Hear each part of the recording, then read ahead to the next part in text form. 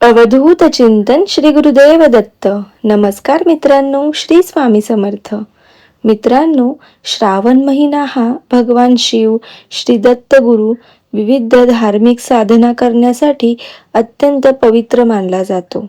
आणि आज श्रावण महिन्यामध्ये तुम्ही गुरुचरित्राचे पूर्ण श्रद्धेने वाचन केले तर मनामध्ये एक शांतता मिळते, घरामध्ये सकारात्मक वातावरण निर्माण होते आणि जीवनातील अडचणींना सामोरे जाण्याची शक्ती मिळते, अशी भक्तांची श्रद्धा आहे. श्रावण महिना आता सुरू होणार आहे. श्रावण महिना हिंदू धर्मामध्ये अत्यंत पवित्र असा महिना मानला जातो. या महिन्यामध्ये उपवास, दानधर्म, पूजापाठ केली जातात. मोठमोठे विधी देखील श्रावण महिन्यामध्ये केले जातात.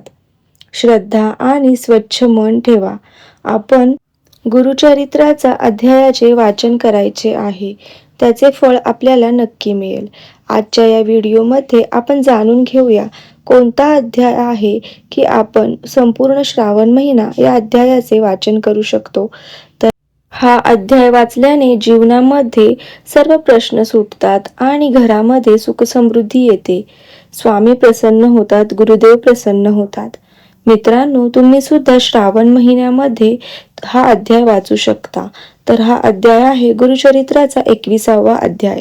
तुम्ही श्रावण महिन्यामध्ये गुरुचरित्राचे पारायण सुद्धा करू शकता.